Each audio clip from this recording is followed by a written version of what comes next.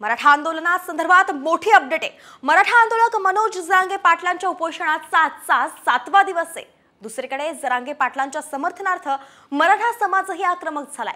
जरांगेंच्या समर्थनार्थ आज अहमदनगर, नांदेड आणि लातूर या 3 जिल्ह्यांमध्ये बंदची हाक देण्यात आली आहे। सगळे सोयरे आणि हैदराबाद तसंच बॉम्बे गॅजेटच्या अंमलबजावणीसाठी जरांगे पाटील आक्रमक झाले आहेत। ही दृश्य आपण पाहतोय। लातूर, नांदेड आणि नगरमध्ये ठणठणीत कडकडीत असा बंद पुकारण्यात आलाय। आंदोलक मनोज जरांगे पाटील यांनी आमरण उपोषण सुरू केलेलं आहे। त्यांच्या उपोषणार्थ आज नांदेड बंदची हाक देण्यात आलेली आहे। आपण सध्या आहोत नांदेड शहरातील श्रीनगर भागात। आपण पाहू शकतो की सकाळपासूनच या बंदला चांगला प्रतिसाद मिळताना दिसतोय। हे गजबजलेलं मार्केट आहे आणि या ठिकाणी संपूर्ण जे प्रतिष्ठाने जे आहेत ते बंद ठेवण्यात आलेली आहेत। मनोज जरांगे पाटील यांची तब्येत खालावत चाललेली आहे आणि मराठा समाज कुठेतरी आक्रमक होताना आपल्याला पाहावयास मिळत आहे। आज नांदेड जिल्हा बंदची हाक सकल मराठा समाजाने दिलेली आहे।